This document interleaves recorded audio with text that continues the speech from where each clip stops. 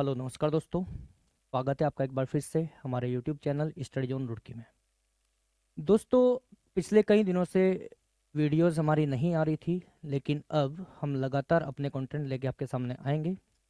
और जैसे कि अभी एग्ज़ाम्स लगातार आ रहे हैं, ऐसे एसएससी का कैलेंडर आ चुका है। इधर से ग्रुप सी में अगर देखा जाए, यूके ट्रिपल एससी ने आपका यूके एसआई का, यूके कांस्टेबल का बहुत सारी वैकेंसीज आई हैं। तो उसके अंतर्गत अगर हम थोड़ा सा देखें तो दोस्तों, जनरल स्टडी जीएस जिसे हम कहते हैं, जीएस के अंतर्गत कुछ चीज़ें पूछी जाती हैं। जैसे आपका ज्योग्राफी हुआ, हिस्ट्री हुआ, पॉलिटी हुआ और इकोनॉमी हुआ। और इसमें आपका एक आता है जनरल साइंस और एक आता है करंट एंड ओल्ड अफेयर्स। तो दोस्तों, इस क्रम में कुछ चीज़ें एग्जाम में पूछी जाती हैं और लगातार जीएस के सेक्शंस में बहुत ज़्यादा अपडेटेड चीज़ें आपके सामने आ रही हैं। तो अब हमें ये जानना है कि एग्ज़ाम में, किस एग्ज़ाम में कहाँ से, कौन से सब्जेक्ट से ज़्यादा चीज़ें पूछी जाती है, कहाँ से नहीं पूछी जाती। तो दोस्तों, अभी जो ट्रेंड चल रहा है, अगर इसकी मैं बात करूं, तो सब्जेक्ट वो एग्ज़ाम में आ रहे हैं, टॉपिक्स वो एग्ज़ाम में आ रहे हैं जो करंट से रिलेट हो जाए। तो करंट का ही ट्रेंड चल रहा है, तो आपको याद रखना है कि हमें क्या पढ़ना है। वो चीज़ें ज़्यादा पढ़नी है जो करंट से रिलेट हो रही हैं। और दोस्तों, ज्योग्राफी है, लगातार चेंजेस होते हैं, लगातार नई चीज़ें अपडेट होती हैं। हिस्ट्री को थोड़ा सा रोक देते हैं। पॉलिटी है, लगातार नए नए एक्ट्स आ रहे हैं, नए नए अमेंडमेंट होते हैं, नई नई बातें जुड़ती हैं। तो ये चीज़ें लगातार यहाँ से करंट में जोड़ के पूछी जाती है। इंडियन इकोनॉमी तो पूरा का पूरा करंट बेस है। Indian economy completely current base है। तो दोस्तों, अभी अगर हम बात करें तो एग्जाम में सबसे ज़्यादा जो ग्रुप सी के पूछा जाता है वो पॉलिटी है। और अगर बात करें उसके बाद में, तो आपका ज्योग्राफी है, उसके बाद में फिर इकोनॉमी आता है, उसके बाद में फिर आपका हिस्ट्री आता है। साइंस का अपना अलग से वेटेज रहता है। और करंट अफेयर तो लगभग लगभग अगर 50 मार्क्स का जीएस आता है, तो उसमें से दोस्तों लगभग 10 मार्क्स का करंट तो आपका पूछे जाएगा। तो इसी क्रम में हम लोग आज एक नया टॉपिक यहाँ से स्टार्ट करने वाले हैं और लगातार अब इस सब्जेक्ट की आपको वीडियोस मिलती रहेगी। लेक्चर्स लगातार प्रोवाइड हमारे द्वारा किए जाएंगे। तो दोस्तों, आज इस क्रम में हम लोग स्टार्ट करने वाले हैं इंडियन पॉलिटी। कुछ लोगों ने पहले से कुछ बातें जानी हैं और कुछ लोग अभी, सॉरी, हम लोग पढ़ेंगे इंडियन पॉलिटी। तो दोस्तों, इंडियन पॉलिटी बहुत लोग पढ़ा भी रहे हैं, आप लोगों ने बहुत बेहतर ढंग से पढ़ा भी है। आज थोड़ा सा हम इंट्रोडक्शन देखते हैं कि इन एक्चुअल आपका इंडियन पॉलिटी होता क्या है। क्या इंडियन पॉलिटी अपने आप में एक कंप्लीट वर्ड है, कंप्लीट टर्म है कि नहीं है, और कैसे कंप्लीट किया जाएगा अगर ये एक इनकम्प्लीट वर्ड है तो दोस्तों, किसी भी सब्जेक्ट को पढ़ने से पहले, किसी भी टॉपिक को पढ़ने से पहले हम ये जानते कि वो सब्जेक्ट है या नहीं है। नहीं है तो उसको बनाया जाएगा। और देखते हैं कि इंडियन पॉलिटी क्या एक सब्जेक्ट है। तो बिल्कुल दोस्तों, ये एक सब्जेक्ट नहीं है। इंडियन पॉलिटी कोई सब्जेक्ट नहीं होता है। अगर कोई सब्जेक्ट होता है तो वो पॉलिटिकल साइंस होता है। क्या होता है दोस्तों? Political science. तो अगर सब्जेक्ट हमारे पास में पॉलिटिकल साइंस होता है तो उसमें से हम लोग फिर पॉलिटी क्यों कहते हैं, थोड़ा सा ये देखना है। तो मेरे पास में अभी दो बातें हैं। एक ये कि पॉलिटिकल साइंस को एज ए सब्जेक्ट कैसे, किन लोगों ने मेहनत करके, योगदान दे के इसको प्रमोट किया है, और उससे फिर हम इंडियन पॉलिटी कैसे देखते हैं, क्या होता है इंडियन पॉलिटी। क्लियर है क्या दोस्तों? आगे बढ़ते हैं। तो अगर बात हो पॉलिटिकल साइंस के क्षेत्र में, तो दोस्तों जब कुछ भी नहीं होता है, जब कुछ भी नहीं होता है तो एक चीज आती है जिसे हम कहते हैं दर्शन, जिसे हम कहते हैं फिलॉसफी। जब कुछ नहीं होता है तो लोगों के विचार होते हैं। लोगों की अप्रोच होती है, लोगों की थॉट होती है, अपने उनके मत होते हैं।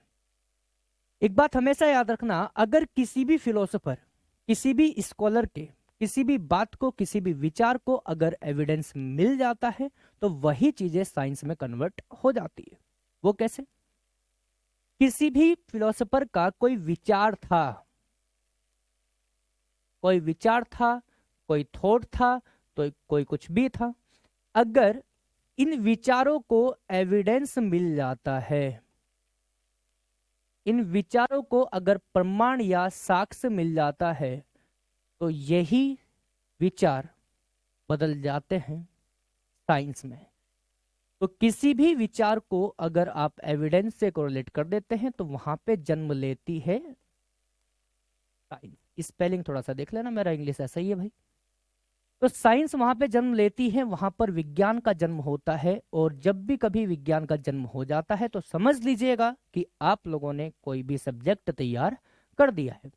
तो इसी क्रम में हम देखते हैं कि किस प्रकार से इस पॉलिटिकल साइंस के क्षेत्र में कुछ फिलोसोफर्स आए हैं, किस प्रकार से उन्होंने अपनी बातों को रखा, किस प्रकार से उन बातों को प्रूफ मिला है, और कैसे कैसे करके चीजें फिर वहां से आगे बढ़ी है। तो दोस्तों, अब हमें यह जानना है, जब हम फिलोसोफर की बात करते हैं, जब हम दार्शनिक की बात करते हैं, तो एक्चुअली हमारे पास में क्या ऐसा कोई दार्शनिक है, ऐसा कोई फिलोसोफर है जिसने मेहनत करके ये बताया हो कि हाँ, पॉलिटिकल साइंस भी कोई चीज होती है? तो दोस्तों, अगर मैं आपसे बात करूं दार्शनिक के बारे में, फिलोसोफर के बारे में, तो इस पॉलिटी के क्षेत्र में एक सबसे पहला नाम आता है जो हम कहते हैं सोक्रेट। क्या कहते हैं? सोक्रेट। स्पेलिंग थोड़ा सा मिस्टेक इसमें भी हो गया, सुकरात इसको हम लिख लेंगे। तो जब हम बात करते हैं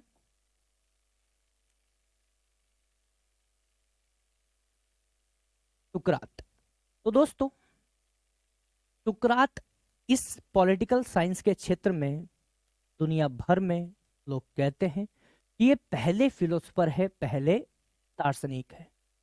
तो दोस्तों, इसने किया क्या है पॉलिटिकल साइंस के क्षेत्र में? क्या इस विद्वान ने अपना कोई योगदान दिया है या नहीं दिया है? तो अगर मैं इनके योगदान की बात करूं, ये जिस क्षेत्र से आते हैं उस क्षेत्र का नाम है ग्रीस, जिसे हम वर्तमान में पहले जानते थे किसको? यूनान के नाम से। ये कौन थे? एक यूनानी दार्शनिक है। ये यूनान की एथेंस की धरती पे जन्मे। कौन सी धरती पे जन्मे? एथेंस की धरती पे जन्मे, जो यूनान का राजधानी रहा है, कैपिटल रहा है। तो दोस्तों, अब मैं ये कह रहा हूं आपको कि जो ये ग्रीस है, ये आता है यूरोप कॉन्टिनेंट में। और आपने दुनिया भर के सब्जेक्ट पढ़े होंगे, उन सब्जेक्ट्स के जो पितामह रहते हैं या पिता रहते हैं या फादर रहते हैं, वो लोग कहाँ से आते हैं? वो लगभग लगभग यूरोप कॉन्टिनेंट से ही आते हैं। उसी यूरोप कॉन्टिनेंट का एक देश है यूनान, उसकी राजधानी है एथेंस। एथेंस में जन्मे कौन? ये सुकरात। ये पॉलिटिकल साइंस के क्षेत्र में बहुत बड़े ज्ञाता माने गए। लेकिन अब हमें इस चीज का प्रमाण कैसे मिलेगा कि ये पॉलिटिकल साइंस में एक बहुत बड़ा योगदान निभा के गए हैं? तो इसका हमें प्रमाण मिल सकता है बुक से, लेकिन इन सर ने कोई भी किताब नहीं लिखी। इस बात को आप लोग याद रखेंगे। सोक्रेट द्वारा कोई भी किताब नहीं लिखी गई। और अगर सोक्रेट द्वारा कोई भी किताब नहीं लिखी गई तो भाई साहब हम इनको कैसे मान लें? तो मानने के लिए बहुत सारी चीजें हैं, कोई बता दे हम तब भी मान लेगा, लेकिन हमारे पास में प्रूफ है। तो वो किस फॉर्मेट में है, थोड़ा सा देखिएगा। इन सोक्रेट भाई साहब के एक डिसाइपल होते हैं, एक शिष्य होते हैं, जिनका नाम है प्लेटो। क्या नाम है? प्लेटो। इनका एक डिसाइपल था। प्लेटो वही है जिसे आप अफलातून के नाम से जानते हैं। किसके नाम से जानते हैं? अफलातून के नाम से जानते हैं। ये वही प्लेटो है।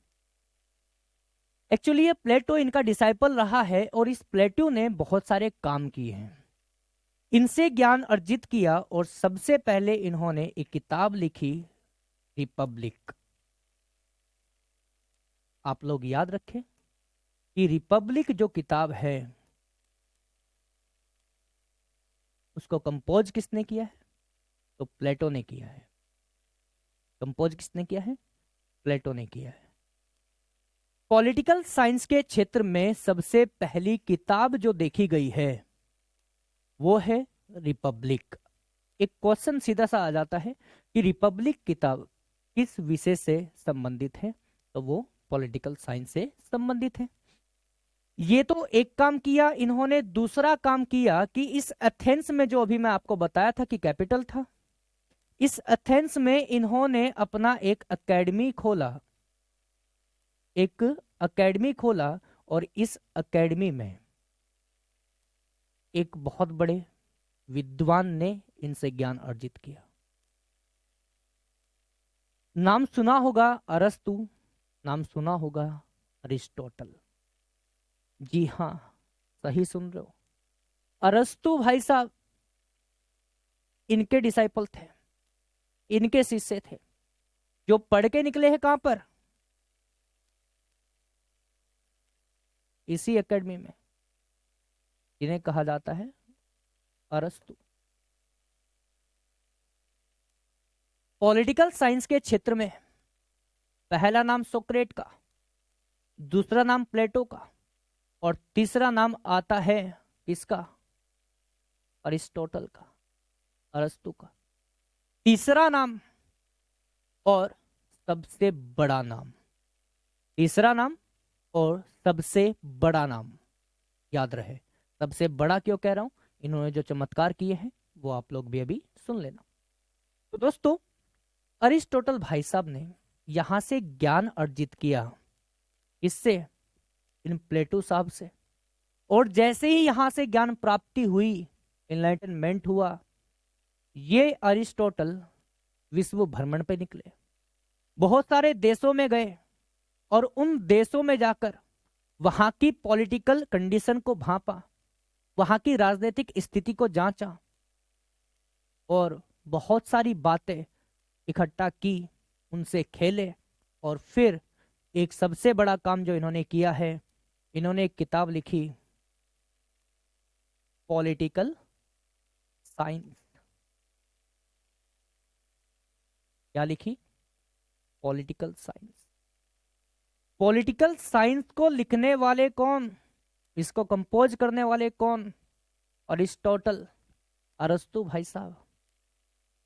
तो दोस्तों, जिस टाइम इस अरस्तु ने ये किताब लिखी पॉलिटिकल साइंस, और इस किताब को दुनिया भर के लोगों ने पढ़ा, और पढ़ने के बाद में एक ही बात मन से निकली, क्या बाप चीज, ये तो जनक है, ये तो पिता है, इनसे बड़ी तोप कोई नहीं है। इस बिहाफ पे अरिस्टोटल को फादर ऑफ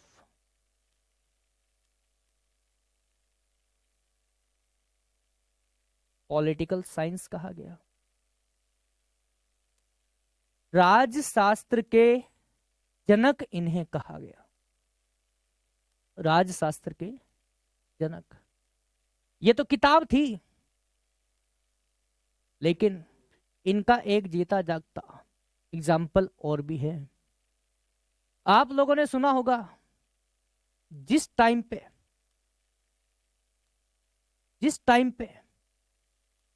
इस भारतीय क्षेत्र में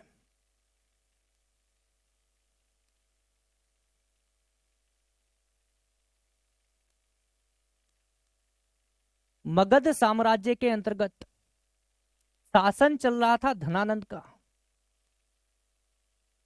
और इन भाई साहब ने चाणक्य का अपमान किया, और चाणक्य यहां से चला गया कहां पे? तक्षशिला में। चाणक्य कहां चले गए? तक्षशिला में। चाणक्य वही है, बहुत बड़े विद्वान माना जाता है इनको, माना जाता नहीं है, ये वास्तव में थे एक ऐसे विद्वान जिन्होंने सबसे पहले पॉलिटिकल साइंस के बारे में बहुत सारी बातें लिखी, बहुत सारी बातें कही, और किताब को क्या नाम दिया? अर्थशास्त्र। इनके द्वारा एक ग्रंथ लिखा गया था, इनके द्वारा एक टेक्स्ट लिखा गया था जिसका नाम था अर्थशास्त्र। अर्थशास्त्र नाम था, हमें लगता है कि ये इकोनॉमिक्स से संबंधित शब्द है, लेकिन ये शब्द ही इकोनॉमी से संबंधित है। इसके अंदर की बातें सारी की सारी पॉलिटिकल साइंस से रिलेट करती हैं। तो अगर आपसे कोई पूछ ले कि अर्थशास्त्र जो लिखा गया था चाणक्य के द्वारा वो किस सब्जेक्ट से रिलेट होता है, तो वो है पॉलिटिकल साइंस। जैसे ही चाणक्य का अपमान होता है इस घनानंद साहब के दरबार में, तो ये वहां से लौटाते हैं कहाँ, तक्षशिला, और बच्चों को देते हैं ज्ञान। उसी में एक विद्वान निकले, कौन, चंद्रगुप्त मौर्य। तो लगभग चाणक्य, चंद्रगुप्त मौर्य, धनानंद, इन सब के कंटेम्पररी, इन सब के समकालीन एक विद्वान भारत में आया था। विद्वान ही कहा जाएगा जो हिंदुकुश पर्वत से होकर भारत पहुंचे थे। हिंदुकुश पर्वत से होकर भारत पहुंचे थे, जिन्होंने सबसे पहले आम्बी क्षेत्र को जीता, उसके बाद में पंजाब क्षेत्र को जीता, सरेंडर कर दिया, कुछ भी है, कुछ भी मान सकते हैं आप। तो इस पूरे क्षेत्र को जैसे ही इन लोगों ने जीत लिया और ये लोग भारत में आने की कोशिश कर रहे थे, तभी सामना होता है चंद्रगुप्त मौर्य से। तो चंद्रगुप्त मौर्य के साथ में इनकी कुछ ऐसी बातचीत होती है कि ये लोग डर गए, भयभीत हो गए या फिर कुछ भी, क्योंकि चाणक्य की नीतियों के अनुसार चंद्रगुप्त मौर्य वहां पे काम कर रहे थे। तो ये जो सिकंदर है, खैर अभी हिस्ट्री को हम डिस्कस नहीं कर रहे हैं, बहुत सारी बातें हैं करने को, तो मैं नाम ले रहा हूं अभी अलेक्जेंडर का। ये जो अलेक्जेंडर साहब हैं, ये जो सिकंदर साहब हैं, जिन्हें वर्ल्ड विनर का बनने का ख्याल आया, और इसी ऑब्जेक्टिव के साथ ये सिकंदर भारत की धरती पर कदम रखा था। बस इतना कहना चाह रहा था। ये जो सिकंदर साहब आप जानते हैं, अलेक्जेंडर को आप जानते हैं, ये अलेक्जेंडर इन्हीं अरिस्टोटल का डिसाइपल था। ये अलेक्जेंडर इन्हीं अरस्तु का शिष्य था, जिसे आप हिंदी में सिकंदर कहते हैं। सिकंदर के आक्रमण आपने पढ़े होंगे, बहुत सारी बातें पढ़ी होगी, इनसे संबंधित है, सेल्यूकस निकेटर, मेगास्थनीज, ये सब चीजें। तो वही व्यक्ति की मैं बात कर रहा हूं जो शिष्य था किसका, अरिस्टोटल का। तो सिकंदर ने यूरोप कॉन्टिनेंट के अधिकांश भाग को जीता। इनके पिताजी फिलिप थे, उन्होंने जीता। आगे ये भी वही काम कर रहा है। तो आप समझ रहे हैं इनके सर पे हाथ किसका था, बहुत बड़े राजनीतिज्ञ का, अरस्तु का, अरिस्टोटल का, जिन्हें राजनीति शास्त्र या राजशास्त्र का जनक माना गया है। तो आज समझ सकते हैं कि क्या हुआ। अगर ये जो सिकंदर है, अलेक्जेंडर है, अगर ये भारत की धरती पर सरवाइव कर पाते, यहाँ पे इनको क्लाइमेट या मौसम में कुछ ऐसा गड़बड़ नहीं दिखती जो यूरोप कॉन्टिनेंट में है, अगर ऐसा ही मिल जाता, वहां पे ठंडा इलाका बहुत ज्यादा है, भारत में गर्मी बहुत ज्यादा है, तो यहाँ पर ये लोग सरवाइव नहीं कर पाए, वापस जाना ही पड़ा। और क्या हुआ, रास्ते में जाते हुए भाई साहब की मृत्यु हो गई, बीमारी के कारण ही हुई। तो ये किस लिए हो रहा था, क्योंकि भारत की धरती पर सरवाइव नहीं कर पा रहे थे, इनके लिए संभव ही नहीं था। तो दोस्तों, जो नाम आपने लास्ट पढ़ा है, अगर आपसे कोई पूछ ले कि पॉलिटिकल साइंस को एज ए सब्जेक्ट प्रमोट किस व्यक्ति ने किया था, तो पॉलिटिकल साइंस को एज ए सब्जेक्ट प्रमोट करने वाले का नाम है अरिस्टोटल। आप इसको बेहतर ढंग से याद भी कर सकते हैं, इसको नोट भी कर सकते हैं। मैंने आपको 3 बातें अभी तक बताई हैं। एक पहला नाम है सुकरात का, जिन्होंने कोई किताब नहीं लिखी है, लेकिन इस बात का प्रमाण हमें कौन देता है कि ये बहुत बड़े विद्वान थे। तो एक भाई साहब आते हैं प्लेटो, एक नाम आता है अफलातून का। अफलातून इन्हीं का नाम है, टर्ना नहीं है। तो दोस्तों, बात इतनी है कि यहां से तीसरा नाम आता है अरिस्टोटल का, और अरिस्टोटल के बाद में एक नाम जो आप यहां से नहीं जोड़ेंगे, इनका डिसाइपल है, इसको याद रखेंगे, अलेक्जेंडर। तो पॉलिटिकल साइंस को एज ए सब्जेक्ट प्रमोट किया किस भाई साहब ने, अरस्तु ने। क्लियर है क्या, यहां तक की बातें अगर क्लियर हो गई हो तो हम लोग आगे बढ़े। चलो ठीक है, मान लेते हैं कि पॉलिटिकल साइंस आ गया, पॉलिटिकल साइंस एक सब्जेक्ट के फॉर्मेट में प्रमोट हो गया, लेकिन क्या हमें पॉलिटी समझ में आया? ऊपर रखा हुआ था क्या, इंडियन पॉलिटी, यही तो लेके चले थे हम लोग। भारतीय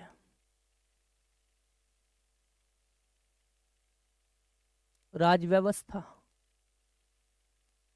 यही तो उठाया था हमने। तो राजशास्त्र के बारे में तो बहुत सारी बातें हो गई, लेकिन क्या राज व्यवस्था किसे कहते हैं, ये चीज हमने जानी है।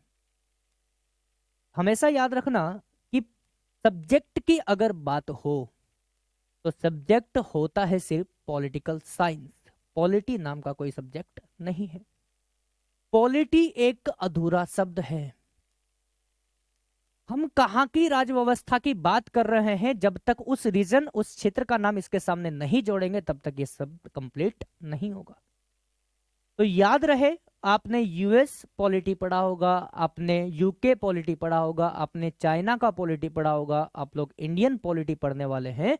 कभी भी आपने पॉलिटी शब्द नहीं देखा होगा। आम भाषा में जब हम बात करते हैं तो हम पॉलिटी कह देते हैं, क्योंकि हमें पता है कि हम जिस पॉलिटी को पढ़ने वाले हैं वो इंडियन पॉलिटी है, किसी और देश का तो नहीं पढ़ने वाले। तो इसलिए हम उसको क्या कह देते हैं, हम उसको खाली पॉलिटी बोल देते हैं। लेकिन वो एक अधूरा शब्द है, पूरा होगा तब जब उसके सामने इंडियन या फिर इसके सिवा कोई और दूसरा नाम जुड़ जाएगा। तो अब ये तो हमें पता है कि इंडिया क्या होता है, लेकिन हमारे सामने सबसे बड़ी चुनौती फिलहाल ये आ रही है कि ये राज व्यवस्था क्या होती है। तो इस राज व्यवस्था को पढ़ने के लिए हमें इसका पोस्टमार्टम करना पड़ेगा। और वो कैसे हो सकता है, देखिएगा जरा। यहां पे एक टर्म लिखा है राज,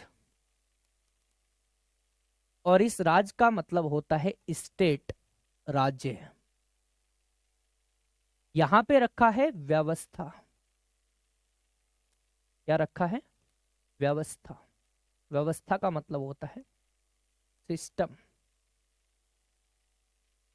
हमें इन शब्दों के मतलब जानने हैं, और अगर हम समझ पाए कि इन शब्दों के मीनिंग क्या है तो हमें वास्तविकता पता चलेगी कि पॉलिटी किसे कहते हैं, राजव्यवस्था किसे कहते हैं। इस क्रम में जब हम बात करेंगे तो सबसे पहले हम उठाएंगे राज्य को, हम उठाएंगे स्टेट को।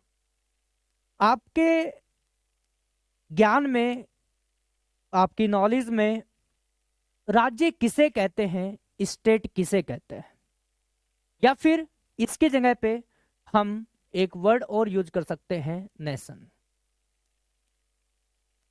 राष्ट्र किसे कहते हैं, आपकी नॉलेज में क्या डेफिनेशन होता होगा इस राष्ट्र का, इस नेशन का, इस राज्य का, इस स्टेट का। अगर डेफिनेशन का आपने पता निकाल लिया है कि इसका मीनिंग ये होता है, तो समझ लीजिए पॉलिटी आपके सामने है। तो कुछ लोग सोच रहे होंगे यार राज्य तो राज्य होता है, राष्ट्र राष्ट्र होता है, भारत एक राष्ट्र है, इसके अंदर उत्तराखंड एक राज्य है। तो जिसको ये लग रहा है कि हम उत्तराखंड उत्तर प्रदेश जैसे राज्यों की बात कर रहे हैं तो वो गलत सोच रहे हैं। हम बात कर रहे हैं इस भारत को एक राज्य मान के, इस पूरे राष्ट्र को एक राज्य मान के, हम इस राष्ट्र की, हम इस नेशन की परिभाषा निकाल रहे हैं। क्लियर है बात? आइए देखते हैं। राज्य की परिभाषा निकालने के लिए दुनिया भर के स्कॉलर्स ने बहुत सारी बातें लिखी हैं कि हाँ इसको राज्य कहा जाना चाहिए, ये राज्य होना चाहिए, इसको हम राष्ट्र कहेंगे, उसको हम राष्ट्र कहेंगे, लेकिन एक परफेक्ट डेफिनेशन कोई भी नहीं दे पाया कि इन एक्चुअल राज्य क्या होना चाहिए, किसे कहेंगे हम राज्य। तो इसी कंफ्यूजन के चलते क्या होता है, साउथ अमेरिका में, दक्षिण अमेरिका कॉन्टिनेंट में एक सिटी पड़ता है जिसका नाम है मोंटेविडो। क्या है? मोंटेविडो। इस मोंटेविडो सिटी में एक सम्मेलन हुआ, और सम्मेलन कब हुआ? तो लगभग 26 दिसंबर 1933 में। तो मॉन्टेविडो में एक सम्मेलन होता है 26 दिसंबर 1933 में। इस सम्मेलन के दौरान कुछ बातें कही गई और यहां से प्रयास किया गया कि हम लोग आज तो ये सुनिश्चित करके रहेंगे कि एक राज्य की डेफिनेशन क्या होनी चाहिए। अब क्या ये किसी राज्य की डेफिनेशन को डिफाइन कर पाए हैं? क्या ये दुनिया को बता पाए हैं कि हाँ राज्य ये होना चाहिए या राज्य ये होगा? तो देखते हैं।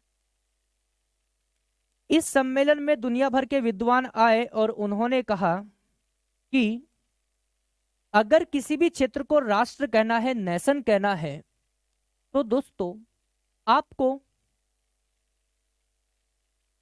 ये 4 वर्ड दिए जा रहे हैं, ये 4 टर्म दिए जा रहे हैं। अगर ये 4 टर्म किसी भी एरिया को फॉलो करती हैं या कोई एरिया इन चारों टर्म्स को फॉलो करता है तो वही क्या हो जाएगा? नेशन कहलाएगा। वही क्या कहलाएगा? राज्य कहलाएगा। तो भाई हम देखते हैं अब वो 4 टर्म कौन सी है। तो सबसे पहले आया एरिया, दूसरा टर्म आया पॉपुलेशन,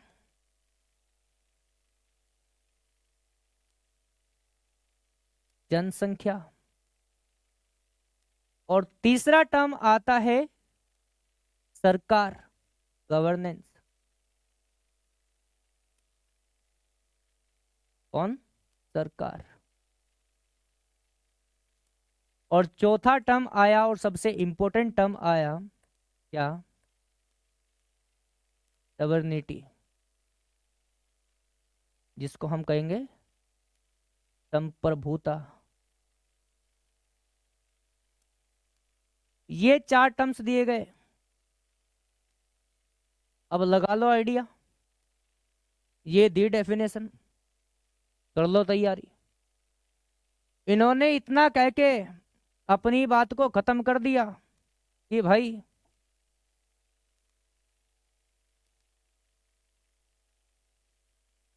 राज्य क्या होता है? राज्य होता है ये। तो अब कैसे मान ले कि भाई राज्य ये है? हमें पहले इनका मतलब बताओ, इनका मतलब होता है क्या है? बोलो तो बाद में करेंगे। आ जाओ जरा देख लेते हैं। सबसे पहला टर्म है एरिया। किसी भी क्षेत्र के एरिया से क्या मतलब है? तो वही मतलब है जो इंडिया का है। क्या इंडिया का अपना खुद का क्षेत्रफल 32,87,263 वर्ग किलोमीटर है कि नहीं है?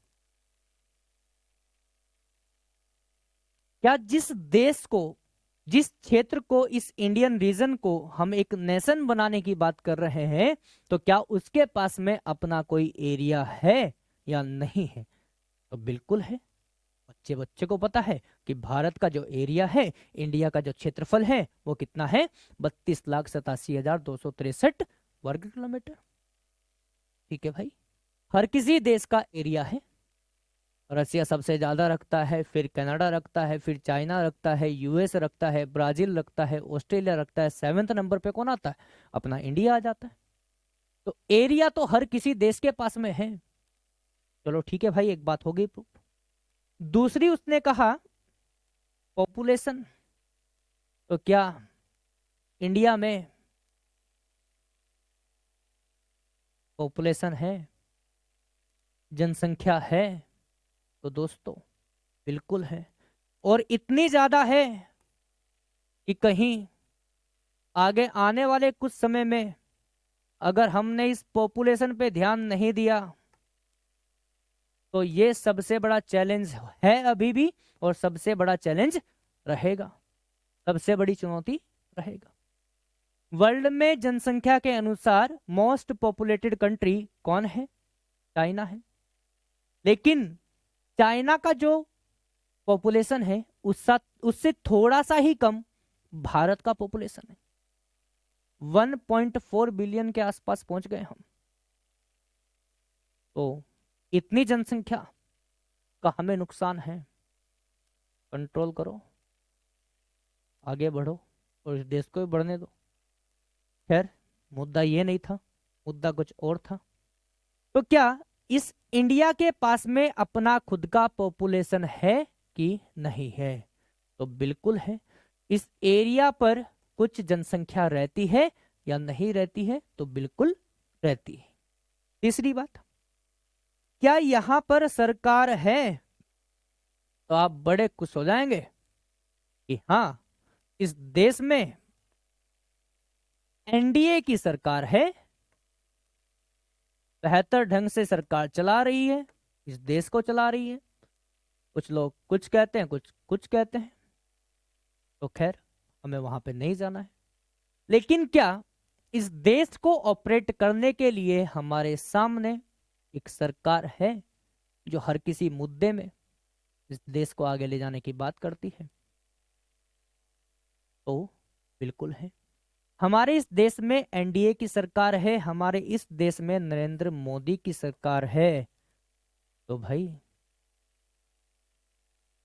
क्या एरिया, पॉपुलेशन और गवर्नेंस, ये तीन चीजें इंडिया में है? तो बिल्कुल है। तो क्या इस इंडिया को एक राज्य कहा जा सकता है? क्या इस इंडिया को एक राष्ट्र कहा जा सकता है? तो जब तक चौथी कंडीशन इसको फॉलो नहीं करेगी, या चौथी कंडीशन को इंडिया फॉलो नहीं करेगा, तब तक इसको हम राष्ट्र नहीं कहेंगे। तो देखिएगा जरा बात क्या है। तीसरा वर्ड है संप्रभुता, चौथा सॉरी। अब संप्रभुता क्या होता है, इसका मीनिंग अगर हमने नहीं समझा तो हमारे किसी भी देश की डेफिनेशन रह जाएगी इनकम्प्लीट, जो कि हमें नहीं करना है ऐसा। संप्रभुता के 2 से 3 मीनिंग हम निकाल सकते हैं यहां पे। सिंपल शब्दों की मैं बात करूंगा। सबसे पहले, किसी भी देश के पास में अगर अपने आंतरिक और बाह्य निर्णय लेने की अक्षमता है, वो डिसीजन ले सके कि हमारे देश में हमें क्या करना है और इस देश के बाहर भी हमें क्या करना है, तो वो देश एक संप्रभु राष्ट्र कहलाएगा। अगर आज भारत के सामने कोई चुनौती है, कोई चैलेंज है, तो उसको कवर करने के लिए, उससे निपटने के लिए भारत यूएसए से नहीं पूछेगा कि भाई हमारे देश में ऐसी दिक्कत आ गई, हम निपट ले क्या कि मर जाएं। नहीं पूछेगा। आज अगर पाकिस्तान भारत के ऊपर अटैक करने की चाहे या सोचे या फिर कर दे, तो क्या इंडियन गवर्नमेंट पहले यूएन जाएगी कि साहब देखो पाकिस्तान ने अटैक कर दिया हमारे ऊपर, हम उसको छोड़ दें कि अटैक करें, बदला लें, वापसी में उसको सर्जिकल स्ट्राइक करें कि नहीं करें? तो ऐसा होता है कभी? कभी भी नहीं होता है। तो भारत एक संप्रभु राष्ट्र है कि नहीं है? तो बिल्कुल है। या फिर दूसरे शब्दों में देख लीजिएगा, क्या भारत आंतरिक रूप से सर्वशक्तिशाली है? क्या इंडिया इंटरनली ओमनीपोटेंट है?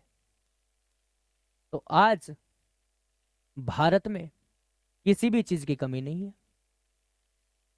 आप डिफेंस को देख लो, आप किसी भी चीज को देख लो, भारत संपन्न राष्ट्र है। हाँ, एक चीज होती है, रिसोर्सेज। तो संसाधनों की कमी तो हर किसी देश में है। यूएसए जिसे आप सुपर पावर कंट्री कहते हैं, उसके पास भी संसाधनों की, रिसोर्सेज की कमी है। तो रिसोर्सेज किसी देश के पास में बेहतर ढंग से होते हैं, ज्यादा होते हैं, किसी देश के पास में बहुत ही कम होते हैं। और भारत जैसा देश जिसके ऊपर लगातार दूसरे राष्ट्रों ने शासन किया हो, अपना डोमिनियन स्टेट बना के रखा हो, ऐसे देश के पास में रिसोर्सेज का होना, कम होना या ना होना, तो कोई इतनी बड़ी बात नहीं है। ऐसा क्यों कह रहा हूं? क्योंकि भारत देश में अगर आप मिडाइवल से ही बात करें, अगर आप मध्यकालीन भारत के इतिहास से भी बात करें, तो मोहम्मद बिन कासिम, महमूद गजनबी, मोहम्मद गौरी, ये सब लोग भारत में आते हैं, अरबों का आक्रमण होता है। ठीक है, सल्तनत काल चलता है पूरा का पूरा। उसके बाद में मुगल साम्राज्य चलता है। उसके बाद में फिर पोर्चुगीज आ जाते हैं, डचिस आ जाते हैं, ईस्ट इंडिया कंपनी आ जाती है, डेनिस आ जाती है, फ्रांसिस आ जाती है। तो बताओ 1961 में जब पोर्चुगीज यहाँ पे गोवा सौंप के गए थे, तब जाके हम मान सकते हैं कि कंप्लीटली भारत को इंडिपेंडेंट मिला था या फ्रीडम मिला था। तो भारत आज तक गुलाम देश रहा है। तो आप इस देश में कैसे मान सकते हैं कि हाँ ये भाई साहब रिसोर्सेज को लेके आपका जो संसाधन है उनको लेके एक संपन्न कंट्री हो सकता है? मुझे तो नहीं लगता है। लेकिन हाँ, पहले नहीं था, अब धीरे धीरे धीरे धीरे ग्रोथ करके ऊपर जा सकता है। जिन रिसोर्सेज का अभाव है उन रिसोर्सेज की कमियों की पूर्ति की जा सकती है, और वही चल रहा है। एक ऐसा देश जो अंडर डेवलप्ड कंट्री है, एक ऐसा देश जो आजादी के पश्चात या आजादी के समय एक अल्प विकसित देश था, आज 70-75 सालों के बाद में यह देश एक विकासशील देश बन गया है। यह देश एक विकसित देश बनने की बात कर रहा है, विकास कर रहा है लगातार आज। तो उम्मीद है कि जिस तरीके से वर्तमान सरकार आईटी सेक्टर्स पे ध्यान दे रही है, इंडस्ट्री सेक्टर पे ध्यान दे रही है, अगले कुछ वर्षों में भारत एक विकसित देश बन के रहेगा। क्योंकि देश का विकसित होना, विकासशील होना, अल्प विकसित होना, उसके पास में पैसा डिसाइड नहीं करता कि पैसा कितना है तब वो विकसित होगा। नहीं, डिपेंड करता है कि उसकी इकोनॉमी का, उसकी अर्थव्यवस्था का जो मैक्सिमम आ रहा है वो प्राइमरी सेक्टर से आ रहा है कि सेकेंडरी सेक्टर से आ रहा है या फिर टर्शियरी सेक्टर से आ रहा है। खैर ये बातें इकोनॉमी की हो गई, इसको भी करेंगे आगे चल के। लेकिन फिर भी क्या इंडिया एक सर्व शक्तिशाली देश है? तो मैं तो मानूंगा बिल्कुल है। क्या इंटरनली ओमनिपोटेंट कंट्री है ये इंडिया? तो बिल्कुल है। क्या एक्सटर्नली इंडिपेंडेंट है? क्या बाह्य रूप से स्वतंत्र है? तो 1947 में भारत देश को आजादी मिल गई थी, और भारत देश तब से लेके आज तक एक इंडिपेंडेंट कंट्री है, एक स्वतंत्र राष्ट्र है। तो या तो पहली बात से आप संप्रभु राष्ट्र की डेफिनेशन निकाल सकते हैं कि क्या भारत देश के पास में अपने खुद के निर्णय लेने की क्षमता है, शक्ति है? तो बिल्कुल है। या फिर क्या भारत आंतरिक रूप से सर्वशक्तिशाली और बाह्य रूप से स्वतंत्र राष्ट्र है? तो बिल्कुल है। तो क्या मैं कह सकता हूं कि भाई साहब India is a sovereign country, Bharat एक संप्रभु राष्ट्र है? अब ये 3 से 4 बातें, अगर इन बातों को कोई भी देश इस पूरी पृथ्वी पर फॉलो कर लेगा, वो बता देगा कि हाँ वास्तव में जो 4 चीजें रखी है मेरे देश में भी हैं, तो उसे हम राष्ट्र कहेंगे। और अगर ऐसा है तो नहीं कहेंगे, बिल्कुल नहीं कहेंगे। तो एक सवाल है, क्या 1947 से पहले, 1947 से पहले जब तक भारत देश आजाद नहीं हुआ था, तो क्या उस समय भारत एक संप्रभु राष्ट्र था? क्या उस समय भारत एक सॉवरेन कंट्री था? क्या भारत के अंदर सॉवरेनिटी थी? तो इसका जवाब होगा जो आपके मन में आ रहा है, नहीं। भारत एक संप्रभु राष्ट्र नहीं था। भारत आज एक संप्रभु राष्ट्र है, और भारत के आज संप्रभु राष्ट्र होने के पीछे जितनी बातें अभी आपको बताई है, एक बार पीछे करके थोड़ा सा दोबारा सुन लो, क्या वो बात सही है या नहीं है। तो क्या आपको पता चला, अगर हमें किसी भी रीजन को, अगर हम कह रहे कि हमें इस इंडिया को एक राज्य कहना है, तो इंडिया के राज्य होने के लिए हमें क्या क्या देखना पड़ेगा? ये सारी की सारी चीजें देखनी पड़ेगी। क्लियर है क्या बात? तो साथ साथ आपने नोट भी किया होगा। आगे बढ़े क्या? चलिए हमने अभी जो बात करी है वो खाली इसमें से राज्य को लेकर करी है।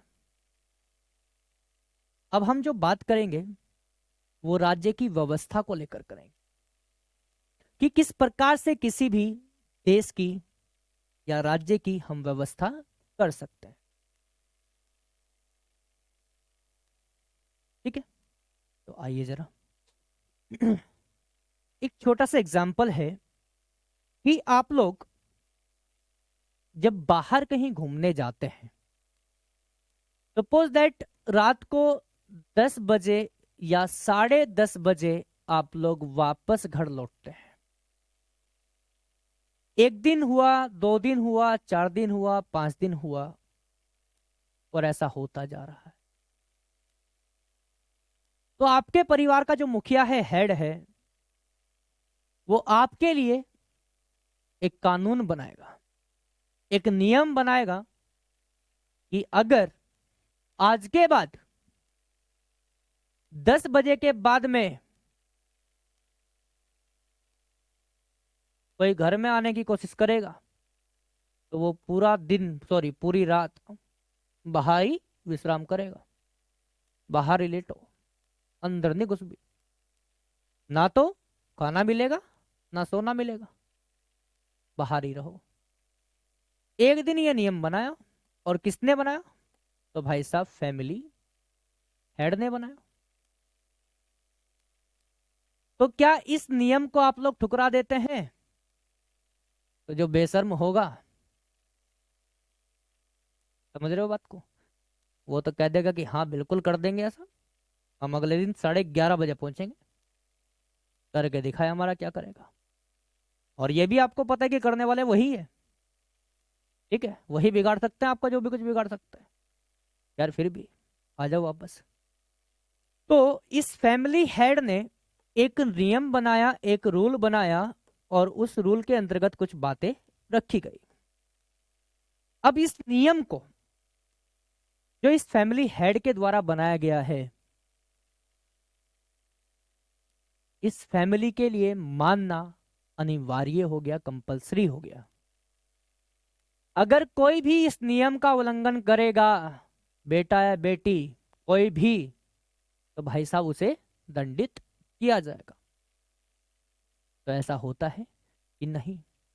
तो अगर ऐसा हो रहा है कि किसी भी फैमिली के हेड ने कोई नियम बनाया है और उस नियम का उल्लंघन हो रहा है, तो उसे दंडित किया जाता है। तो क्या ये नियम एक फंडामेंटल रूल होगा? क्या ये नियम एक मौलिक नियम होगा?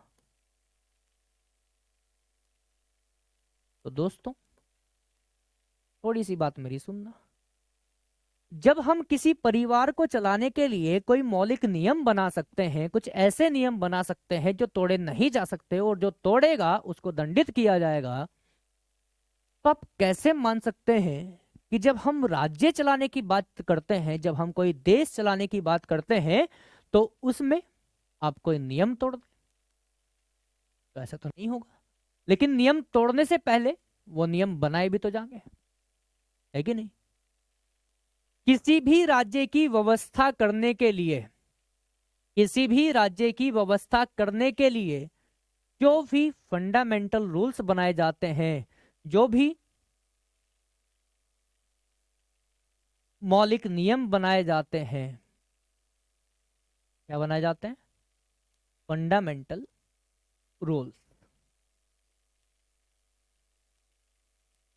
मौलिक नियम।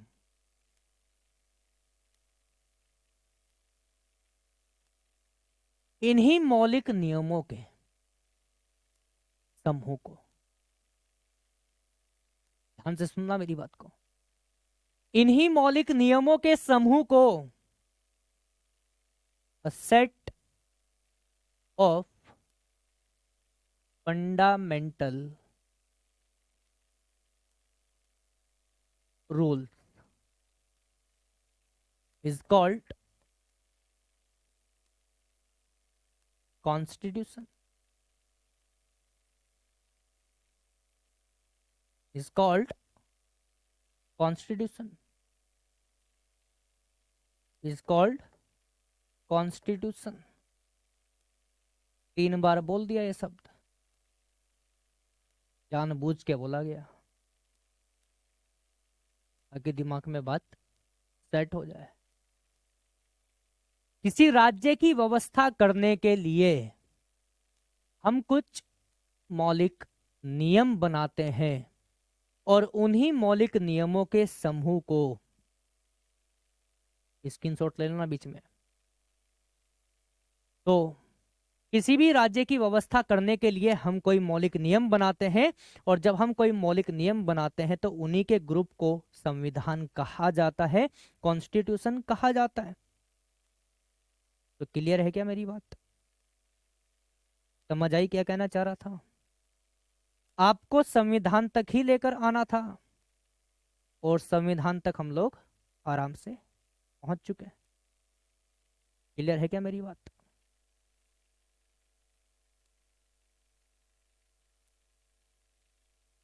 अब संविधान तो आ गया,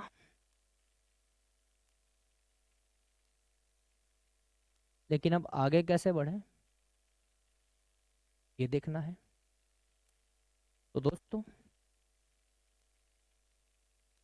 हम बात कर रहे हैं कॉन्स्टिट्यूशन की, याद रखना। हम पहले कहां पे गए? पॉलिटिकल साइंस को बनाया, फिर उसके बाद हमने राज व्यवस्था के बारे में बात की, और अब हम देख रहे हैं कि संविधान क्या है। तो जस्ट अभी आपको बताया कि जो फंडामेंटल रूल्स होते हैं, जो मौलिक नियम होते हैं,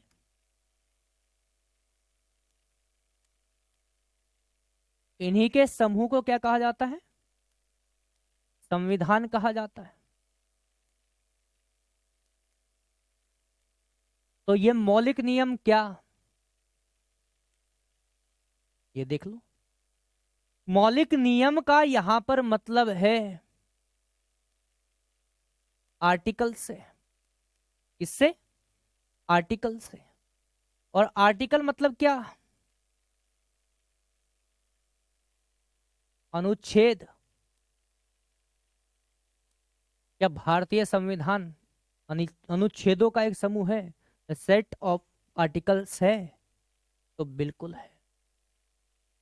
सबसे पहले हमें यहां पर अब एक चीज जाननी है, दो चीजें जाननी है, कि एक तो संविधान कितने प्रकार का होता है, और दूसरी बात यह जाननी है सबसे पहले संविधान कौन सा आया, सबसे बड़ा और सबसे छोटा संविधान किसका है। क्लियर है क्या बात? तो एक बार देख ले जरा। हमारे पास में संविधान दो प्रकार से डिसाइड होते हैं, याद रखना। मैंने ये नहीं बोला आपको कि संविधान दो प्रकार के होते हैं, मैंने आपको ये बोला है कि संविधान दो बेस पे डिसाइड होते हैं कि इसे हम संविधान कहेंगे। और वो क्या है तो दिखेगा, नंबर 1 और नंबर 2। सबसे पहले हम बात करेंगे based on nature of documents, दस्तावेजों के की प्रकृति पर आधारित संविधान कितने प्रकार के होते हैं।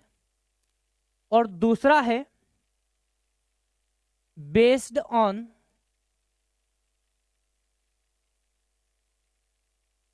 नेचर ऑफ पॉलिटिक्स, राजनीति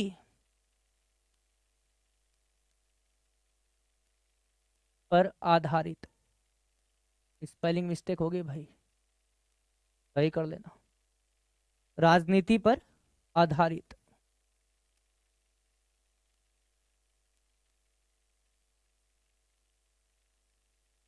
तो अब दस्तावेजों पर आधारित जो संविधान होता है वो कैसा संविधान होता है, और बात करेंगे कि राजनीति पर आधारित कैसा संविधान होता है। तो आइए जानते हैं जरा। दस्तावेजों पर आधारित संविधान ऐसा होता है जिसके लिए हमें डॉक्यूमेंट्स की आवश्यकता होती है। हमने संविधान के अंतर्गत कुछ फंडामेंटल रूल्स बनाए थे, कुछ मौलिक नियम बनाए थे। उन मौलिक नियमों को हम किसी दस्तावेज में अगर मेंशन करके रख रहे हैं तो वही क्या हो जाएगा, दस्तावेजों पर आधारित संविधान हो जाएगा। Based on nature of documents constitution हो जाएगा। तो अब हमें यह देखना है कि कितने प्रकार से उन फंडामेंटल रूल्स को हम किसी डॉक्यूमेंट में मेंशन कर सकते हैं। जितने प्रकार से कर सकते हैं उन इतने ही प्रकार के हमारे ये संविधान होने वाले हैं। तो आइए जरा, आपने सुना होगा एक होता है रिटन कॉन्स्टिट्यूशन और एक होता है अनरिटन कॉन्स्टिट्यूशन। एक को आप कहते हैं लिखित संविधान और एक होता है अलिखित संविधान।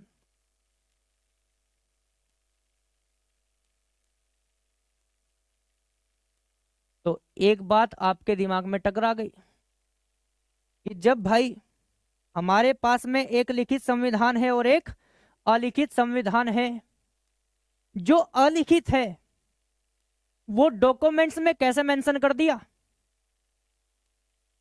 भाई जो लिखा ही नहीं गया उसको हम किसी डॉक्यूमेंट्स में कैसे लिख सकते हैं?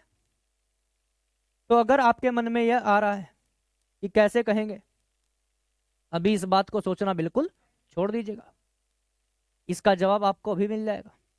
बस आप याद रखना कि दस्तावेजों की प्रकृति के आधार पर जो हमारे संविधान होते हैं वो दो प्रकार के होते हैं, और ये दो प्रकार के संविधान जो है वो एक लिखित कॉन्स्टिट्यूशन है, एक अलिखित कॉन्स्टिट्यूशन होता है, रिटन एंड अनरिटन। अब यहां से एक को उठाते हैं कि लिखित संविधान किसे कहते हैं। तो लिखित संविधान का मतलब है एक तो वो जो लिखा गया है, हम ये नहीं देख रहे कि लिखा हुआ है कि नहीं लिखा हुआ है। क्यों? क्योंकि यहां पर आपको ध्यान नहीं देना है कि लिखित लिखा है और लिखित लिखा है। हम बात कर रहे हैं डॉक्यूमेंट्स की पर आधारित, दस्तावेजों पर आधारित संविधान की। तो दोस्तों जब हम दस्तावेजों पर आधारित संविधान की बात करते हैं ना, तो उसमें लिखित और अलिखित हम लोग अभी नहीं देखेंगे, थोड़ी देर बाद में देखेंगे। जब कभी फंडामेंटल रूल्स को इस देश के लिए, इस राज्य की व्यवस्था के लिए, भारतीय राज्य व्यवस्था के लिए हमने जितने भी सारे फंडामेंटल रूल्स को बनाया होगा, जितने भी सारे मौलिक नियमों को बनाया होगा, अगर उन सारे के सारे मौलिक नियमों को हम किसी एक ही डॉक्यूमेंट में, एक ही डॉक्यूमेंट में, एक ही दस्तावेज में अगर मेंशन कर देंगे, ध्यान से सुनना, इंडिया की राज्य व्यवस्था करने के लिए हम अगर सारे के सारे फंडामेंटल रूल्स को, सारे के सारे मौलिक नियमों को अगर एक ही डॉक्यूमेंट में मेंशन कर रहे हैं तो इस संविधान को हम कहेंगे लिखित संविधान, रिटन कॉन्स्टिट्यूशन। तो याद रखना इसमें एक डॉक्यूमेंट्स यूज किया जाता है। कितने? एक डॉक्यूमेंट, एक डॉक्यूमेंट, एक दस्तावेज।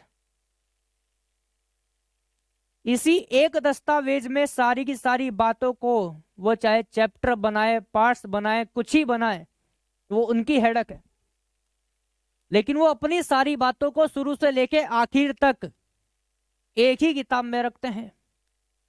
भारतीय संविधान में अगर फंडामेंटल आर्टिकल्स की बात करें तो 395 है।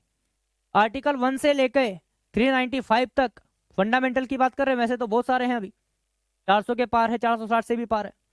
तो आर्टिकल 1 टू आर्टिकल 395 क्या एक ही डॉक्यूमेंट में आते हैं? बिल्कुल आते हैं। क्या इस बिहाफ पे, इस बेस पे कहा जा सकता है कि इंडिया का जो संविधान है वो एक रिटन कॉन्स्टिट्यूशन है? तो बिल्कुल है। क्या इसी के साथ में हम यूएसए एक एग्जाम्पल ले सकते हैं? तो बिल्कुल ले सकते हैं। इनसे अलग आप लोग गूगल पे जाइएगा, वहां पे देखिएगा कि किन किन देशों का संविधान कैसा कैसा संविधान है। तो इंडिया और यूएसए यहाँ पर बेस्ट एग्जाम्पल है जिनके लिखित संविधान है। लिखित संविधान का मतलब मैंने आपको पहले ही बता दिया है कि लिखित संविधान एक ऐसा संविधान होता है जो जिसके अंदर सारे के सारे फंडामेंटल रूल्स को, सारे के सारे मौलिक नियमों को एक ही डॉक्यूमेंट में रखा जाता है। और मौलिक नियम क्या होते हैं ये आपको मैंने बता दिया। किसी भी राज्य की व्यवस्था करने के लिए, इस देश को चलाने के लिए हमें कुछ आर्टिकल्स बनाने पड़ेंगे, कुछ नियम बनाने पड़ेंगे, उन्हीं के ग्रुप को हम संविधान भी कहते हैं, याद रखना। तो वही बात हम कर रहे हैं। अब सुनिएगा, ये तो बात हो गई किसके लिए? लिखित संविधान के लिए। लेकिन अब हमें यह देखना है कि अलिखित संविधान किसे कहते हैं, क्या होता है अनरिटन कॉन्स्टिट्यूशन। तो दिमाग में एक ही बात आ रही होगी कि भाई साहब जो संविधान लिखा नहीं गया, जिसमें हमने पेन कलम का उपयोग नहीं किया, वही अलिखित संविधान। तो क्या उस देश की सरकार ने माइक में खड़े होके बोल दिया होगा कि भाई साहब पहला नियम ये, दूसरा नियम ये, तीसरा नियम ये, इसे याद कर लो? ऐसा ही हुआ होगा क्या? नहीं हुआ होगा। तो लिखा तो सब कुछ है, लेकिन जो संविधान लिखा गया उसको भी हम अलिखित संविधान कह रहे हैं। जो संविधान लिख दिया गया, जो कॉन्स्टिट्यूशन लिख दिया गया, उसे हम अनरिटन कॉन्स्टिट्यूशन किस बेस पे कह सकते हैं? तो कहा जा सकता है डॉक्यूमेंट बेस पे। कैसा है वो दस्तावेजों का आधार, कैसे कह सकते हैं? आइए जान लेते हैं। यहां देखिएगा क्या लिखा है। अगर किसी देश के संविधान की सारी बातें एक ही डॉक्यूमेंट में लिखी हुई है, एक ही डॉक्यूमेंट बनाया गया, एक ही दस्तावेज बनाया गया है, तो उस देश के संविधान को हम क्या कहते हैं? लिखित संविधान कहते हैं।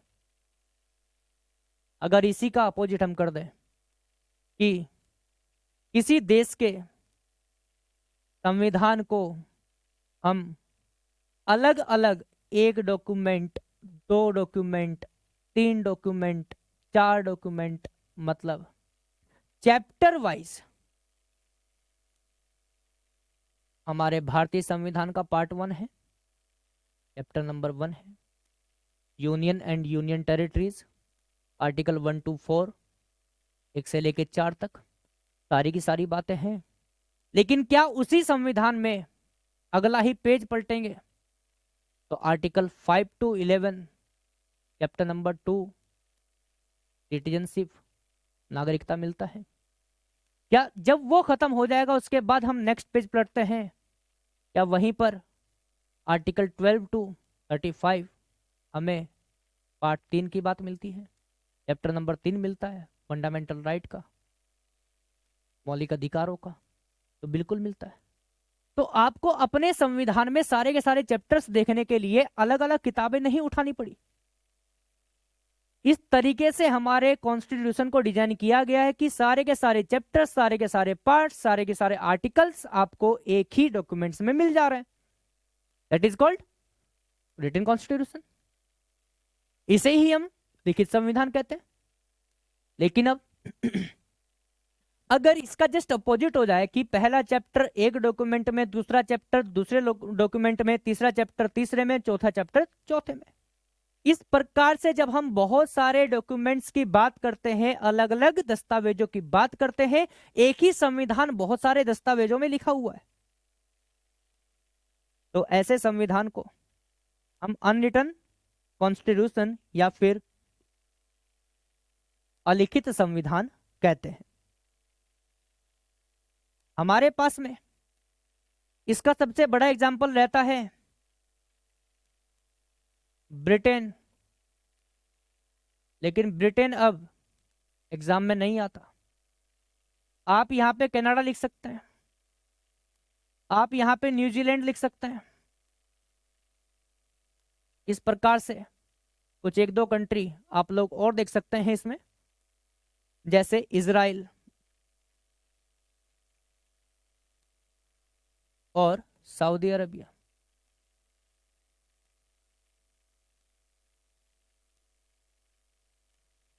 तो ब्रिटेन कनाडा, इजराइल, न्यूजीलैंड और सऊदी अरबिया जैसे कुछ देशों का जो संविधान है वो अलग अलग किताबों में अलग अलग चैप्टर्स के माध्यम से रखा गया है। इसलिए इन देशों के संविधान को हम क्या कहते हैं? अलिखित संविधान कहते हैं। तो आज पता चला कि लिखित और अलिखित संविधान में क्या अंतर होता है। आज पता चला कि रिटन एंड अनरिटन कॉन्स्टिट्यूशन में क्या डिफरेंस होता है। अगर बिल्कुल श्योर हो गए हो तो स्क्रीनशॉट ले लीजिएगा, फिर हम यहां से आगे चलते हैं। आइएगा, अब बात कर लेते थोड़ी सी based on nature of politics. हमने पहला देखा दस्तावेजों के आधार पर, और दूसरा हम लोग देख रहे हैं पॉलिटिक्स के आधार पर। किसके आधार पर? राजनीति पर आधारित। राजनीति पर आधारित किसी देश का संविधान कैसा हो सकता है? तो अभी देखना कैसा हो सकता है। हम किसी भी देश की राजनीतिक स्थिति की बात करते हैं कि एक्चुअली किसी देश की जो पॉलिटिकल कंडीशन है वो कैसी है। अगर आप लोग इतना जान गए तो पता चल जाएगा। क्या कोई देश ऐसा देखा है आपने, कोई भी कंट्री आपने ऐसा देखा है जिसके यहां रूल केवल और केवल शासन केवल और केवल सेंटर केंद्र तक ही सीमित रहता हो? ऐसा कोई देश देखा है जहां पर राज्य सरकारें ना हो? और अगर राज्य सरकारें हो तो वो कंप्लीटली इन्हीं के सबॉर्डिनेट रह के कार्य करेगी। मतलब कानून बनेगा एक जगह पर और वो खाली वहां पर एग्जीक्यूटिव या फिर कार्यपालिका का काम करेगी। एक टर्म अभी आया कार्यपालिका, तो बताएंगे आपको लेजिस्लेचर किसे कहते हैं, विधायिका किसे कहते हैं, या फिर एग्जीक्यूटिव कार्यपालिका किसे कहते हैं, जुडिशरी न्यायपालिका किसे कहते हैं, आगे आने वाला है। ठीक है, अभी ये जानते हैं कि ये जो बात मैंने यहां पे रखी है क्या ये सही है कि गलत है। मैंने अभी आपको कहा है कि अगर आपने कोई एक ऐसा देश देखा है जहां पर शासन रूल केवल और केवल केंद्र तक सीमित रहता है, केंद्र तक सीमित रहता है, लिमिटेड टू सेंटर ओनली, उस देश के संविधान को हम यूनिटरी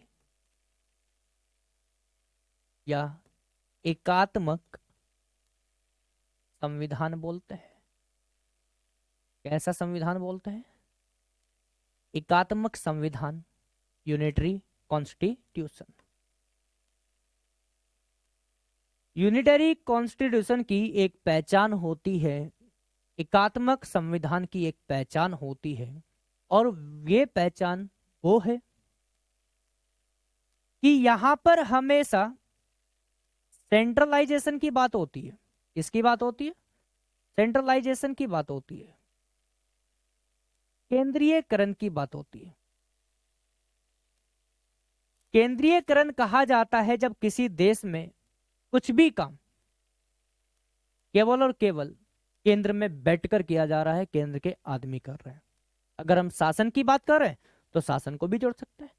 जब किसी देश की शासन व्यवस्थाएं केंद्र के ही अंडर में होती है, वहां पर स्टेट गवर्नमेंट होगी या नहीं होगी लेकिन वो मैटर नहीं करेगी, उस देश का संविधान एकात्मक संविधान होगा। कैसा संविधान होगा? एकात्मक संविधान होगा। तो राजनीति की प्रकृति पर आधारित हमारा सबसे पहला संविधान होता है कौन? एकात्मक संविधान। क्लियर है क्या बात? अब एकात्मक संविधान तो चलो ठीक है, हमने मान लिया, लेकिन अब छोटा सा सवाल है मेरा आपसे, क्या ये एकात्मक संविधान निकालने के लिए या बताने के लिए मैंने राजनीतिक स्थिति का उपयोग किया है? तो बिल्कुल मैंने इस बात को राजनीति से ही लिया है। इस बात को मैंने राजनीति से शुरू किया है, पॉलिटिक्स से शुरू किया है कि इन एक्चुअल वहां की पॉलिटिकल सिचुएशन कैसी होती है, राजनीतिक व्यवस्थाएं कैसी होती है। तो ये बात समझ में आई? कुछ पक्का आ गई? आगे बढ़ते हैं।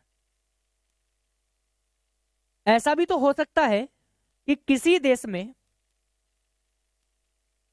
जो रूल होता है, जो शासन होता है, वो सेंटर और स्टेट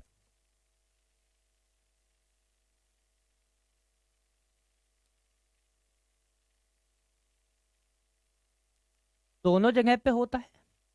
अर्थात जितना मैटर सेंटर करेगा इतना ही मैटर स्टेट भी करेगा, लेकिन हर जगह नहीं, हर मामले में नहीं। ये कानून बनाएगा अपने राज्य के लिए, ये कानून बनाएगा केंद्र के लिए। ये केंद्र में रह के शासन करेगा, ये भाई साहब राज्य में रह के शासन करेगा। लेकिन क्या यहां पर केंद्र से शासन नीचे की तरफ बढ़ रहा है? केंद्र में बैठे लोग भी शासन कर रहे हैं, वो भी कानून बना रहे हैं, और राज्य में बैठे लोग भी कानून बना रहे हैं। तो ऐसा इस देश में तो नहीं होता, ऐसा यहीं पर हो रहा है। तो जब कभी शासन व्यवस्थाएं जब कभी शासन व्यवस्थाएं डिवाइड हो जाती है केंद्र और राज्य में, केंद्र भी शासन करेगा, केंद्र भी कानून बनाएगा और राज्य भी कानून बनाएगा, उस देश में हमेशा देखा जाता है डिसेंट्रलाइजेशन। क्या देखा जाता है? डिसेंट्रलाइजेशन, विकेंद्रीकरण। और जिस देश में विकेंद्रीकरण की व्यवस्था होती है उस देश का संविधान हमेशा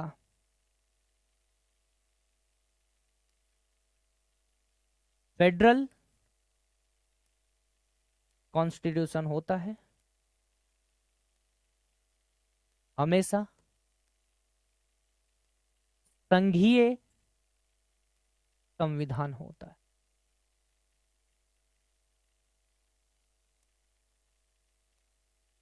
अब ये तो हमने कह दिया कि जिस देश का संविधान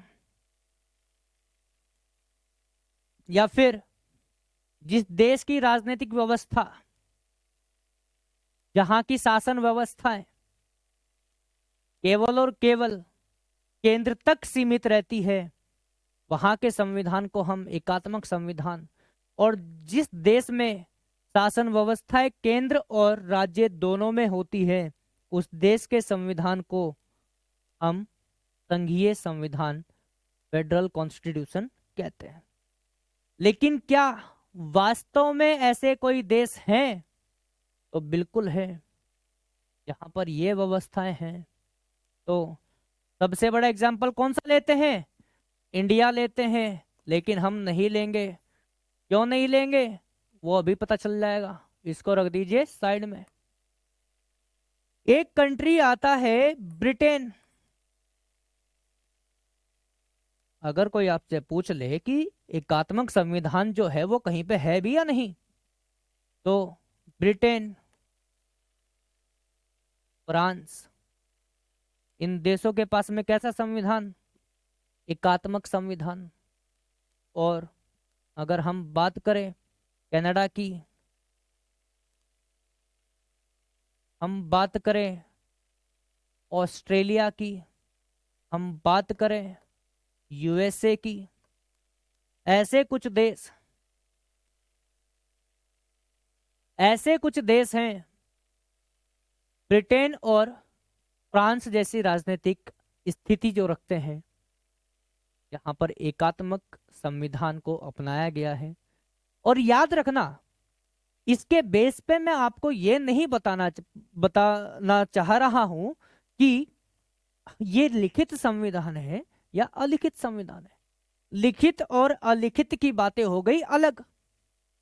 अभी हमने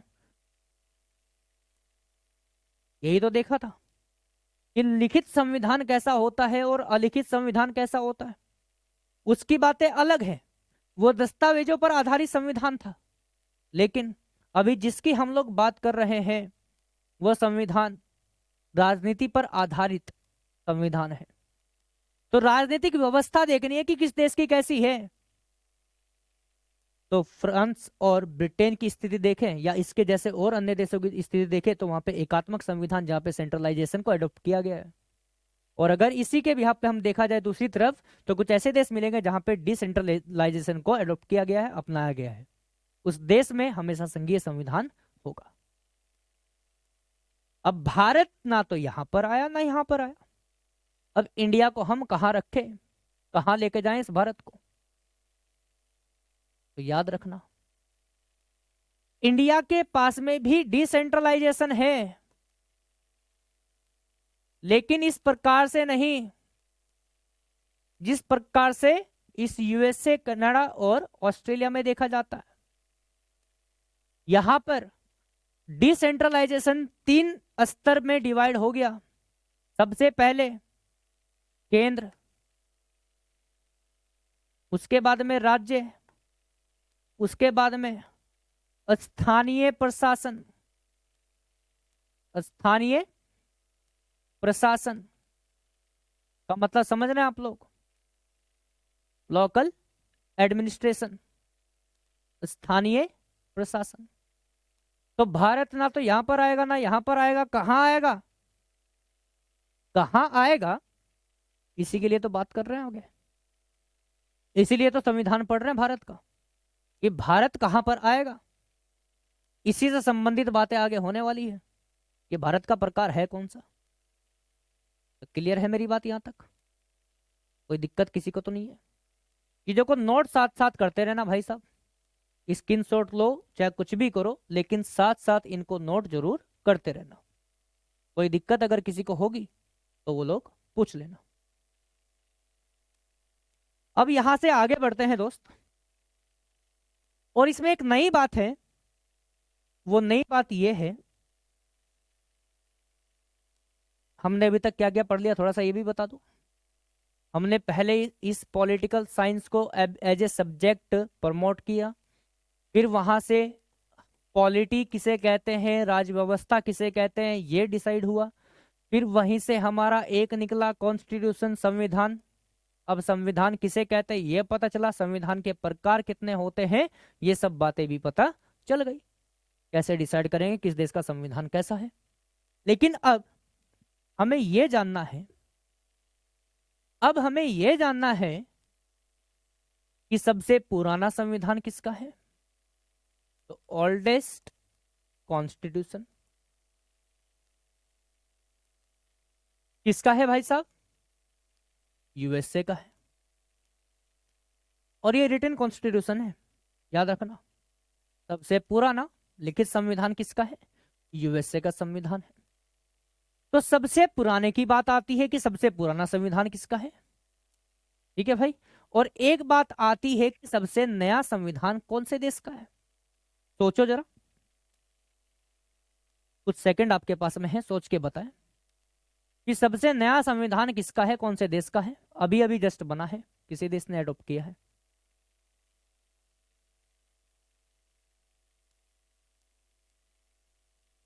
तो मिला, आ जाओ देखते हैं। हमने बात करी ओल्डेस्ट की, और अब हम बात करेंगे यहां पर न्यूएस्ट की, कि सबसे नया संविधान कौन से देश का है। तो दोस्तों नेपाल का है। नेपाल ने इसे कब एडॉप्ट किया? तो 20 सितंबर 2015 में हाल फिलहाल की ही घटना है, ज्यादा पुरानी घटना नहीं है। तो सबसे पुराना संविधान यूएसए का है और सबसे नया संविधान नेपाल का है। लेकिन अब इससे अलग भी हमें कुछ बातें और जाननी है। इससे अलग भी हमें कुछ बातें और जाननी है। और वो बातें क्या हैं, ध्यान से सुनना। आपसे पूछा जाएगा कि दोस्त हमें ये बता, सबसे बड़ा संविधान कौन से देश का है? तो आप लोग तुरंत बता देंगे कि भारत का संविधान सबसे बड़ा संविधान। लेकिन उसने आपसे पूछा है कि हमें ये मत बता कि सबसे बड़ा संविधान कौन से देश का है, हमें तो ये बता कि आर्टिकल बेस सबसे बड़ा संविधान कौन से देश का है? सबसे बड़ा, ठीक है। कि अनुच्छेदों पर आधारित हमें बताओ कि कौन सा देश ऐसा है जिसके पास में अनुच्छेदों की संख्या सबसे ज्यादा है। ऐसा कौन सा संविधान है जिसके पास में अनुच्छेदों की आर्टिकल्स के नंबर सबसे ज्यादा है? तो उसमें नाम आता है इंडिया का। कितने आर्टिकल्स है? अगर मैं फंडामेंटल आर्टिकल्स की बात करूं तो भाई साहब, मौलिक अनुच्छेदों की बात करूं तो 395 है। और अभी के मिला दिए तो बहुत सारे हो जाएंगे, लेकिन इतने भी मिलाकर सबसे बड़ा संविधान किसका है? हमारे भारत का है। तो याद रहे, जब भी कभी पूछेगा कि अनुच्छेदों के अनुसार according to articles which country has the largest constitution, अनुच्छेदों के आधार पर किस देश का संविधान सबसे बड़ा है, तो वो कौन है? इंडिया। ऐसे ही आपसे पूछेगा कि शब्दों पर आधारित, वर्ड्स बेस, शब्दों पर आधारित सबसे बड़ा संविधान कौन सा है? तो शब्दों पर आधारित सबसे बड़ा संविधान वो होगा जिसके संविधान में सबसे ज्यादा शब्द हैं। और अब हमें शब्द गिनने पड़ेंगे, इतना टाइम हमारे पास में है नहीं, तो पहले ही देख लो। 1.5 लाख से ज्यादा शब्द हैं इंडियन कॉन्स्टिट्यूशन में। 1.5 लाख से ज्यादा शब्द हैं भारतीय संविधान में, जो कि किसी भी देश के संविधान में नहीं है। क्लियर है क्या मेरी बात? कोई दिक्कत यहां तक? मैंने कहा कि कौन से देश का संविधान सबसे बड़ा है, लेकिन किस बेस पे? आर्टिकल बेस पे। तो कौन सा होगा? इंडिया। आर्टिकल कितने हैं? 395। आपसे पूछ ले कि किसी देश का संविधान शब्दों पर आधारित किस देश का संविधान सबसे बड़ा है, तो कौन है? इंडिया है। आर्टिकल्स कितने हैं? 1.5 लाख, सॉरी वर्ड्स कितने हैं, शब्द कितने हैं? 1.5 लाख से भी ज्यादा। ऐसे ही आपसे पूछेगा सबसे छोटा, सबसे छोटा संविधान, तो इसमें भी दो बातें सामने निकल कर आएंगी। क्या? एक तो आर्टिकल बेस, अनुच्छेदों पर आधारित सबसे बड़ा संविधान कौन सा था? इंडिया का। वर्ड्स पर आधारित सबसे बड़ा कौन सा था? इंडिया का। इसी प्रकार से अनुच्छेदों पर आधारित सबसे छोटा संविधान किसका है? तो भाई साहब यूएसए का है, यूनाइटेड स्टेट ऑफ अमेरिका का है। कितने आर्टिकल्स हैं? मात्र 7 आर्टिकल्स हैं। कितने आर्टिकल्स हैं? मात्र 7 अनुच्छेद हैं। क्लियर है क्या बात? याद रहे, अनुच्छेदों पर आधारित सबसे छोटा संविधान, smallest constitution according to article, कौन है? यूएस। ये शब्द याद रखना। केवल और केवल 7 ही आर्टिकल्स हैं, 7 ही अनुच्छेद हैं। 7 अनुच्छेदों में इस भाई साहब ने अपना पूरा संविधान लिख दिया। जितनी बातें हमने वहां पे लिखी हुई है उससे थोड़ी सी कम, क्योंकि सबसे बड़ा तो भारतीय है। लेकिन अब जब क्वेश्चन आता है कि सबसे छोटा संविधान कौन से देश का है, तब हमें थोड़ी सी प्रॉब्लम आती है, थोड़ी सी दिक्कत आती है। अब दिक्कत कैसी? शब्दों पर आधारित, वर्ड्स पर आधारित, शब्दों पर आधारित सबसे छोटा संविधान कौन से देश का है? तो आप लोगों ने एक कंट्री सुना होगा, मोनाको। ये कैसी बात कर दी, पहली बार सुन रहे हम तो ये देश भी। देश का नाम क्या है? मोनाको।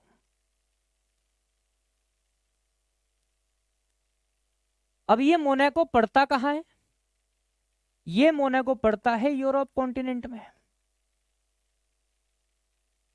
फ्रांस और इटली की सीमा के बीच में। फ्रांस और इटली की सीमा के बीच में कौन है? ये मोनाको। तो शब्द कितने हैं? 3814 के आसपास हैं, अगर मैं गलत नहीं हूं तो, हो भी सकता हूं। ठीक है भाई, 3814 वर्ड से मात्र इस संविधान में। तो क्या अभी आपको पता चला कि कौन से देश का संविधान कितना बड़ा है, कितना नहीं है? क्या आपको पता चला कि हम कैसे डिसाइड करते हैं कि संविधान कैसा होता है? तब आपका डॉक्यूमेंट्स बेस कैसा होता है? राजनीतिक व्यवस्था के आधार पर हम किस प्रकार से किसी देश का कॉन्स्टिट्यूशन डिसाइड करेंगे कि वो कैसा है?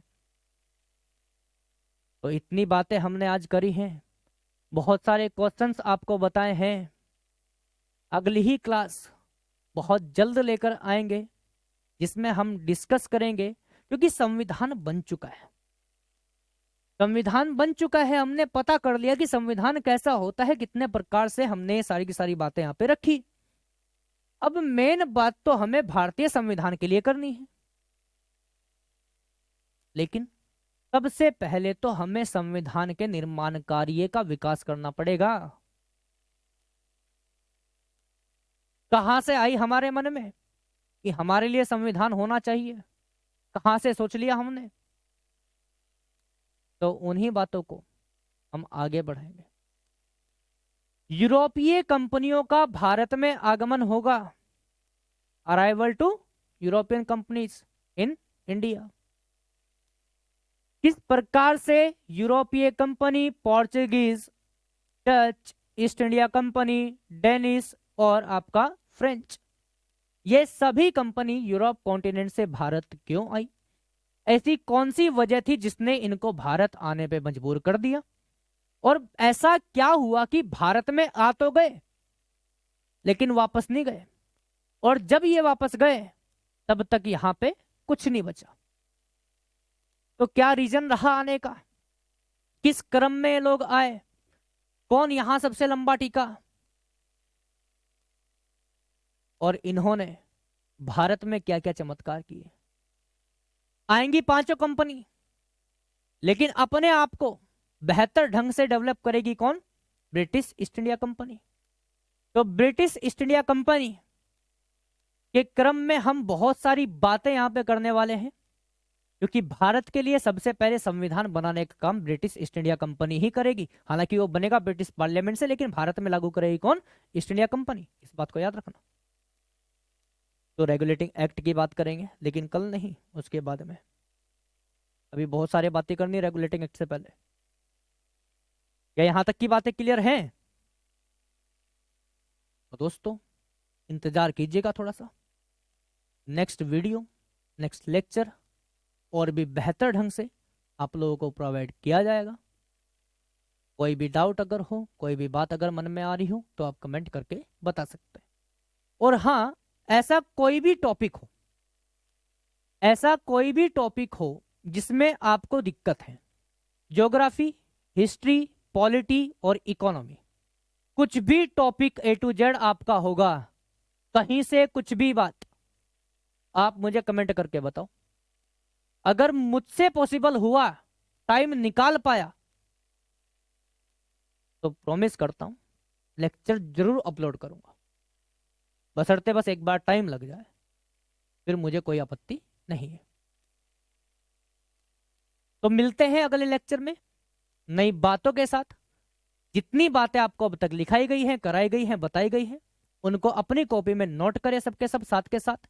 कोई भी दिक्कत परेशानी अगर आए तो एकदम से कमेंट करें, कॉन्टेक्ट नंबर आपको मिल जाएगा, सारी की सारी बातें वहां पे आप कर सकते हैं हम लोगों से। तो मिलते हैं नई वीडियो में नई बातों के साथ। नमस्कार, जय हिंद।